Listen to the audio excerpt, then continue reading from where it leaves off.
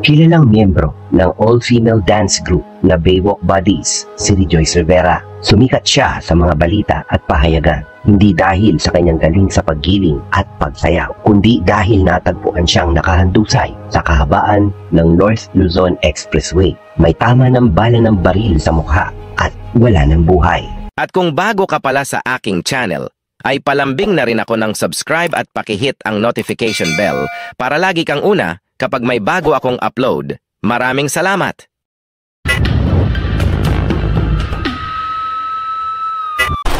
Nakilala si Rejoice Rivera or Diane Marie Santos sa tunay na buhay at ang Baywalk Buddies ng controversial nilang pictorial sa Baywalk sa Rojas Boulevard sa Manila noong taong 2004. Naging popular din ang grupo dahil sa paggamit nila ng mga screen names na pinangalan sa mga brand ng shampoo tulad ng Pantene, Palmolive, Ivory, Sunsilk at iba pa. Lalong nakilala ang grupo dahil sa kaliwat kanan nilang paglabas sa mga programa sa telebisyon at sa mga nakakikiliti nilang pagsayaw at pagkanta. Pero para kay Rejoice, ang pagpasok niyang ito sa showbiz ang susi para tulungan ang pamilya. Siya na kasi ang tumatayong padre de pamilya simula nang mamatay ang kanyang ama. Naging breadwinner siya ng pamilya sa murang edad, kaya ni sa hinagap ay hindi maisip ng ina ni Rejoice na si Nieves Santos kung ano ang nakabangga ng anak para mauwi sa madugong pagtatapos ng kanyang buhay. Gabi ng 28 ng Disyembre 2010, ilang oras bago mangyari ang karumal-dumal na sinapit ng dalaga, ay nagkaroon pa raw ng pagkakataon na magkita-kita ang mag-iina. Masaya raw ang araw na yon para sa mag-anak na Santos ayon sa ina ni Rejoice. Nabanggit din ng ina ni Rejoice na nag-text pa ang anak sa kanya na pinapupunta siya sa kanyang apartment para ibigay sa kanya ang kanyang ATM. Ang ina kasi mismo nito ang nagtatago ng ATM ng dalaga. Noong mga panahong iyon daw ay sira ang minamaneho nitong sasakyan. Hindi alam ni Nanay Nieves na ito na pala ang huling sandaling makikita nilang buhay ang pinakamamahal na anak. Kwento pa ng Nanay Nieves, matapos doon nilang magkahiwalay ni Rejoice, ay nagsabi ang dalaga na magkikita pa sila ng isang kaibigan na kasamahan niya sa Baywalk Buddies at kasama din niya sa inuupahang apartment. Pinatotohanan din ito ni Rebecca Macapagal, kahera ni Rejoice. Noong araw na nagkita ang mga Santos, ay nakipagkita rin si Joyce sa kaibigan niyang si Kisa Kurdi noong mga gabing iyon para manood ng sine at nakauwi ng madaling araw na ng 29 ng Disyembre. Mula noon ay hindi nakatanggap ng text o tawag ang kanyang ina na si Nanay Nieves sa anak. Kinabukasan, laman ng mga dyaryo ang balitang natagpo ang patay si Rejoice. Nakahandusay ang mga labi nito sa kahabaan ng North Luzon Expressway or NLEX, Barangay Tabang, Giginto, Bulacan.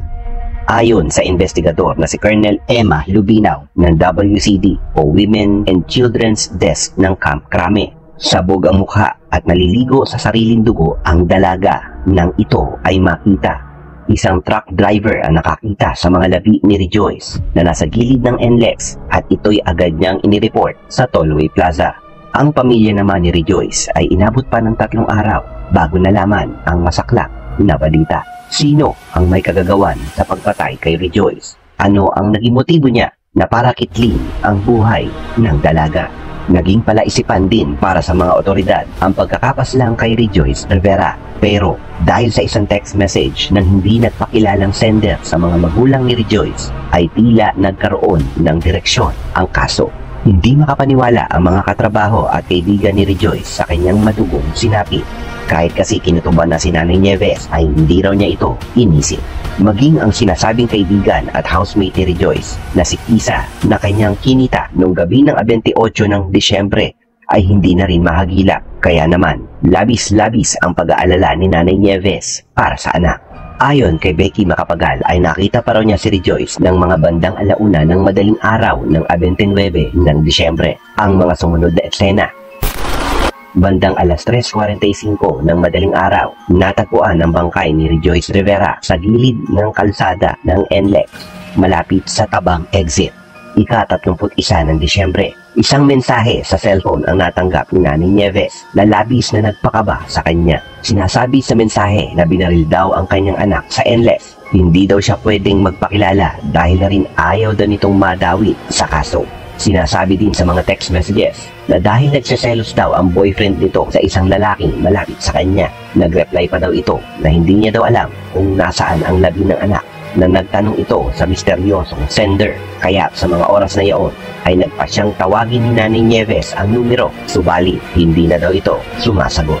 Nang umaga ding iyon ay formal nang nalaman ni Nanay Nieves ang kalunos-lunos na sinapit ng anak at agad naman siyang dumiretso sa morgue nang nakumpirmang si Rejoice ang natagpo ang bangkay sa LS. Naging maingay at maugong sa media ang nangyaring ito kay Rejoice Rivera. Base sa investigasyon ay isang tao ang lumalabas na mastermind. Ang kontrobersyal na si Raymond Dominguez na nooy kakalaya lamang sa Bulacan Provincial Jail dahil sa pagkakasangkot sa iba't ibang kaso ng karnape. Ayon kay Colonel Emma Lubinaw na naging malinaw na sa kanila ang kaso ng lumutang si Alfred Mendiola alias Bading, na ang pangyayaring pagpatay kay Rejoice Rivera ay ang mastermind ay sina Katrina Paula at ang boyfriend nito si Raymond Dominguez. Ang testimonyang ito ay sinumpaan ng pangunahing testigo na si Alfred sa korte at pinanghawakan ng mga investigador para sa direksyong tatahakin ng kaso. Mula sa mga nakalap na impormasyon at ebidensya ng mga otoridad, napagtagpi-tagpi din daw nila ang mga pangyayari bago namatay si Rejoice. Natagpuan din daw ng mga pulis ang sinasabing diary ni Rejoice na napakalaking tulong sa kanila para maresolba ang kaso. Sa pagbabacktrack ng mga pulis sa mga tao o personalidad na nakatala sa diary ni Rejoice, ay lalong lumiwanag sa kanila na dati malabong direksyon ng kaso. Para din sa mga otoridad ay malaking papel din ang ginampanan ng star witness na dating kanang kamay ni Raymond Rodriguez na si Alfred Mendiola para malutas ang kaso ng pagpatay kay Rejoice. Ang mga pahayag ng star witness na si Alfred Mendiola laban sa itinuturong mastermind na si Raymond ay suportado rin ng mga investigador ng mga pangyayari at dokumentado. Ayon sa sinumpaang salaysay ni Alfred Mendiola, ay dating kasintahan di umano ni Rejoice itong si Raymond Dominguez. Madalas din daw itong dumalaw kay Raymond noong ito ay nakapiit pa sa bilangguan, bagay na hindi lingid sa kaalaman ni Katrina Paula, isa ring sex artist at nooy ka-live-in partner ni Raymond Dominguez. Ipinasundo raw ni Raymond si Rejoice sa taong nagngangalang Joel alas 2 ng madaling araw ng Disyembre 29. Ayon kay Alfred, ay inutusan pa raw siya ni Raymond na ihatid ang susi ng sasakyang gagamitin sa pagsundo kay Rejoice. Makalipas ang ilang oras ay muli siyang ginising ni Raymond upang kunin ang susi at isang cellphone kay Joel at ipinaabot ang 10,000 kabayaran para sa trabaho ni Joel. Sa kanilang pagkikita ay isang pahayag ang binitawan ni Joel. Sabi sa kanya na napakahirap daw pumatay ng harapan. Makalipas ang ilang araw mula nang mapaslang si Rejoice, ay agad din naikwento ni Joel kay Alfred ang tunay na nangyari sa dalaga. Kwento raw ni Joel na inutusan daw siya ni Raymond na sunduin si Rejoice sa Quezon City. Ang pagkakaalam ng dalaga ay dadalhin siya sa kulungan kung saan nakapiit si Raymond. Ngunit hindi pa man sila nakakarating sa Malolos, Bulacan, ay ibinaba ni Joel si Rejoice sa sasakyan at inutusang tumalikod. Ngunit nagmamakaawa pa raw si Rejoice ay tinututukan na daw siya ng baril ni Joel sa ulo, at dahil sa takot na makita sila ng paparating na sasakyan ay hindi na niya napigilang barilin si Joyce ng harapan. Dagdag pa sa pahayag ni Alfred Mendiola ay narinig pa niyang nagtatalo ang mag-live-in partner na si Raymond at Katrina Paula nang huli itong dumalaw sa kulungan petsa 27 ng Disyembre taong 2010. Ang dahilan ng pag-aaway ay di umano sa lumabas na resulta ng mga test ni Katrina ay nagkaroon ito ng nakakahawang sakit ng STD na hinala niyang nakuha niya kay Raymond. Kumbinsido raw si Raymond na si Rejoice Rivera raw ang pinagmulan ng sakit na iyon. Dito na daw tumindi ang pag-aaway ng mag-live-in partner. Agad naman silang inawat ni Alfred dahil paawal iyon sa kulungan. Nang kumalma na ang dalawa, isang pahayag ang narinig ni Alfred na binitawan ni Raymond. Nadinig niya mula sa bibig ni Raymond na para na daw mapatunayan na mas mahal niya si Katrina Paula ay papatayin niya daw si Rejoice, bagay na sinang-ayunan din ni Katrina. Ayon sa investigasyon ay selos ang tinitinang anggulo sa pagpatay kay Rejoice. Ngunit sa di inaasahang pagkakataon ay pinatay ang nag-iisang witness sa kaso na si Alfred Mendiola. noong 6 ng Mayo taong 2012. Kaya naman, patuloy na lumabo ang pag-asa ng pamilya ni Rejoice na makamit ang katarungan. Gayunpaman ay hindi tumitigil ang mga otoridad na mahanap ang tinutukoy na gunman na bumaril kay Rejoice na si alias Joel. Siya ang inaasahang magtutuloy sa mga pahayag ni Alfred sa pagpaslang sa dalaga. Noong mga panahong iyon ay tila nakabinbin sa hangin ang katarungan kung may kinalaman nga ba si Raymond Dominguez at Katrina Paula sa pagkakapatay kay Rejoice Rivera. Sa pagkawala ni Rejoice ay marami ang nanghihinayang. Kung hindi man makamit ni Rejoice ang katarungan, ipagpapasa Diyos na lamang daw ni Nanay Nieves ang pag-usad ng kaso at pagkamit ng hustisya para kay Rejoice. Mapait man ang kanyang naging katapusan, mananatili namang buhay ang kanyang alaala sa kanyang iniwang mga mahal sa buhay.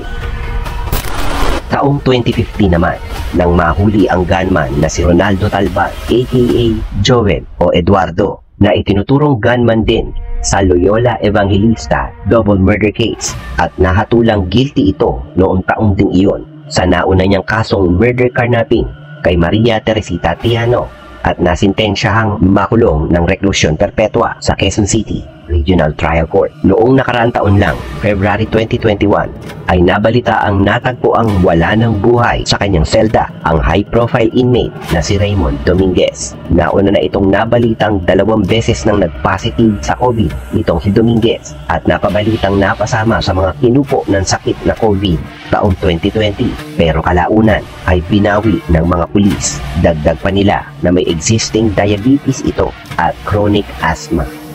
So ngayon, alam mo na. At kung bago ka pala sa aking channel, ay palambing na rin ako ng subscribe at pakihit ang notification bell para lagi kang una kapag may bago akong upload. Maraming salamat!